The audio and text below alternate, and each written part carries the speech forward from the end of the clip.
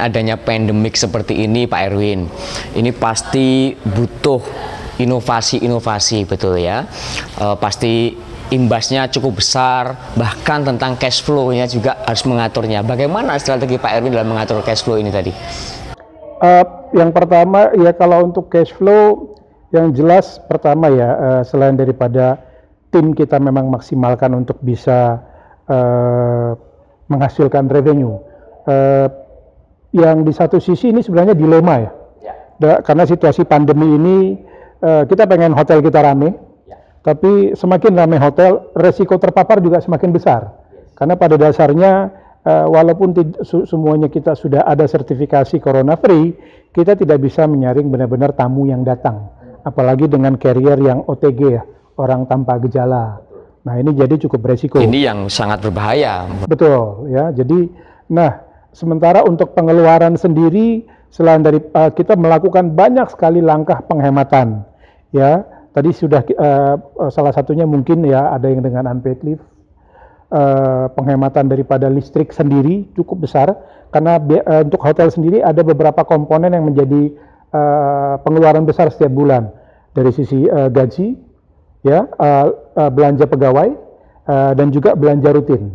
Ya, nah ketiga ini benar-benar kita kita benar-benar melakukan penghematan luar biasa. Semua manajer dituntut untuk melakukan analisa yang benar-benar detail untuk mereka bisa menentukan expenses apa, belanja apa yang mereka yang harus lakukan.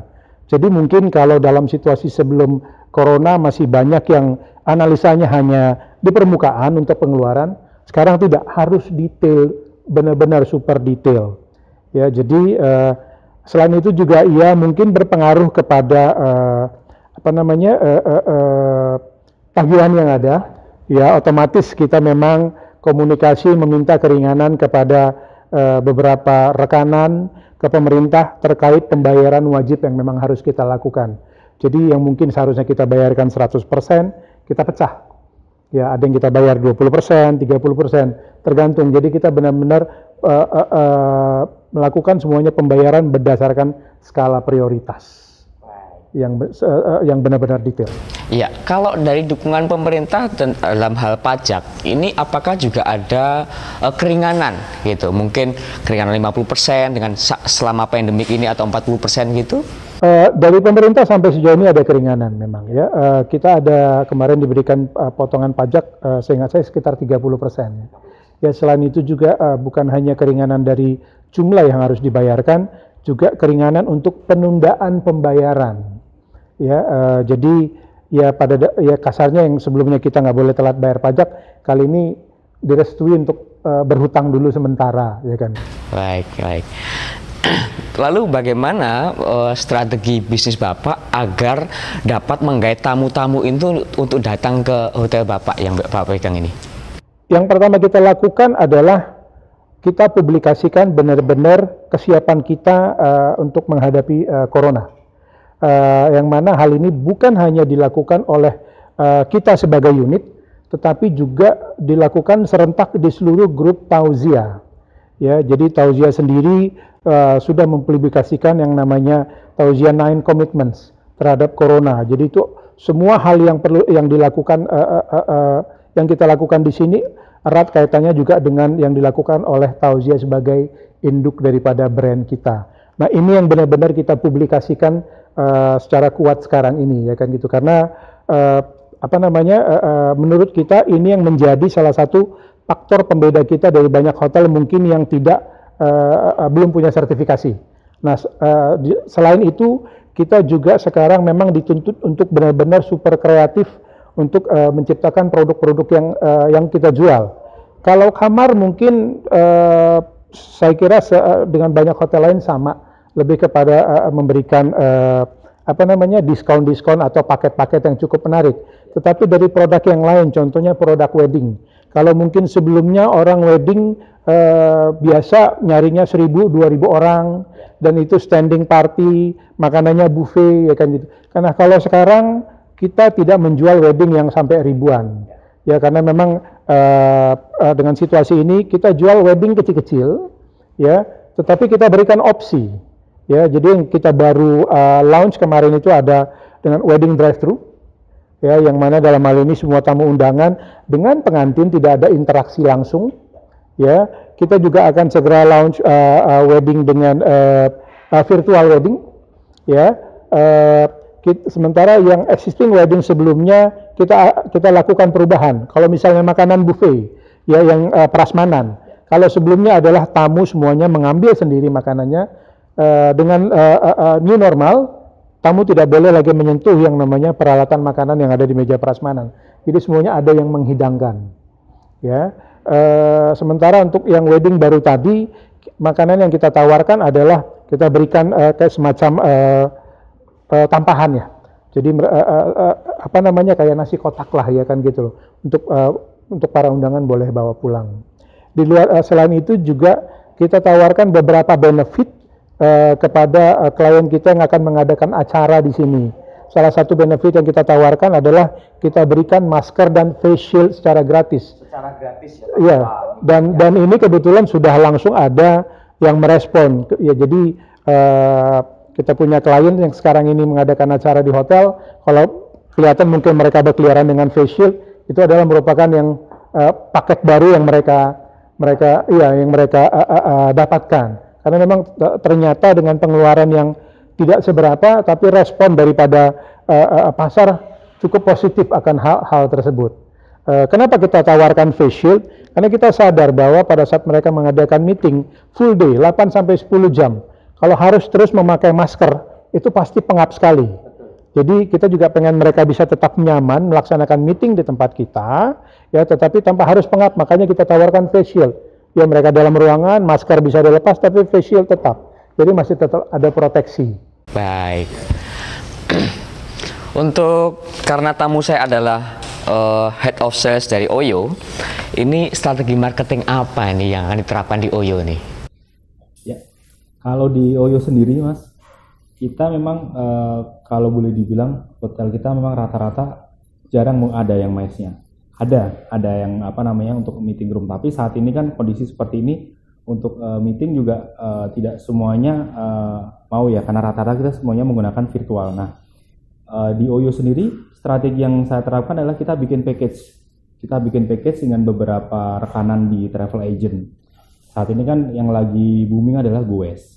Nah, gimana caranya kita bikin package yang menarik dengan travel agent tersebut, kita bikin paketan untuk jalan bareng dengan properti kan rata-rata kita tidak di kota. Ada beberapa properti kita yang di area yang dekat dengan pantai, dekat dengan perkebunan. Nah, itu yang bikin menarik dari OYO sendiri. Kita bikin package Goes dengan beberapa komunitas, dan bahkan travel agent sendiri ini menanggapinya dengan cukup menarik, karena dari travel agent sendiri kita lihat sekarang juga mereka cukup terpuruk dengan keadaan ini. Bukan hanya hotel, otomatis akan keluar ke travel agent juga. Nah, itu salah satu cara adalah kita bekerja sama dengan travel agent, kita bikin package seperti itu. Bukan hanya package Goes, kita bikin package yang namanya package untuk pengantaran untuk dari bandara di Jogja ataupun bandara di Solo, lalu kita berikan sedikit jalan-jalan ke restoran ataupun lalu baru masuk ke propertinya kita sendiri gitu. Karena saat ini yang kita lihat adalah banyak dari propertinya OYO itu dari range umur itu adalah dari umur 18 sampai umur 30 tahun, dan itu ada range umur yang potensial, dan rata-rata mereka budget mereka memang tidak begitu banyak, ya, karena mereka memang budget mereka keluarkan untuk jalan-jalan, untuk kuliner. Nah, itu yang kita memang mau bikin paket seperti itu. Yaitu paketnya adalah kita maksimalkan untuk jalan-jalan, maksimalkan untuk kulineran di kota tersebut apa yang khas. Nah, baru nanti kita perkenalkan properti kita gitu. Itu sih yang strategi yang cukup yang saat ini kita terapkan, benar-benar kita terapkan, dan itu banyak direspon yang cukup baik dengan teman-teman di travel agent, Pak Inung, seperti itu. Baik, kalau OYO itu dia bermain di hotel budget, ya. Betul. Gitu. Saya dengar juga ada rumah juga, ya. Ada pengembangan tentang di properti rumah begitu, ya, atau sewa rumah begitu. Kalau lebih tepatnya kita ada satu produk namanya itu OYO Life. Nah, itu lebih ke kos-kosan, Pak Inung. Jadi memang ada properti kita yang memang jatuhnya adalah untuk range anak-anak kos ya. Nah itu yang benar-benar kita sedang garap. Sebenarnya udah jalan hampir dari akhir tahun kemarin, dari semester kedua tahun kemarin. Nah itu cukup direspon juga cukup bagus karena memang ternyata kos-kosan eksklusif ini rata-rata mereka pemasarannya lewat aplikasi yang tiap orang tuh nggak mengerti gitu. Nah saat ini Oyo juga udah mengembangkan jadi satu package di satu aplikasi itu bukan hanya daily ya, tapi juga untuk yang monthly gitu. Dan itu cukup merespon dengan baik. Dan juga ada beberapa properti kita yang mungkin belum ada di Indonesia, tapi kita udah di UK ataupun di Jerman itu udah yang benar-benar properti itu satu rumah dengan 3 kamar 4 kamar, tapi menawarkan pelayanan layaknya seperti hotel. Itu kita sebutnya di sana adalah Silver Key di sana di Oyo sendiri. Baik, iya tadi saya lupa menanyakan latar belakang Oyo ini seperti apa sih Mas? Bisa diceritakan? Kalau Oyo sendiri itu sebenarnya aplikasi hampir berbasis seperti Airbnb. Jadi owner kita itu Pak Rites Agarwal, saya sebutnya Mas saja ya, karena masih muda di bawah saya sebenarnya. Umurnya masih 27 tahun. Nah, di umur 18 tahun dia punya keinginan untuk membuat Airbnb-nya India waktu itu.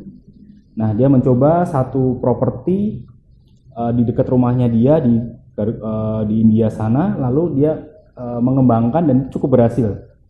Dan dari situ dia dilirik untuk mengembangkan lebih besar lagi. Dan kenapa Oyo ini baru masuknya di Indonesia di tahun 2018 pertengahan? Karena memang Oyo mengembangkannya ada di negara mereka, di sekitaran India, di seluruh India itu udah yang pasti orang siapa yang nggak kenal Oyo itu seperti itu.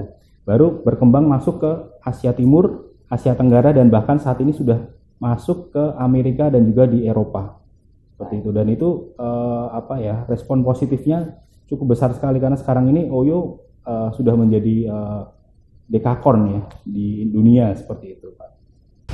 Baik pemirsa, jangan kemana-mana dan tetap ikuti acara kami. Kita jeda pariwara berikut ini.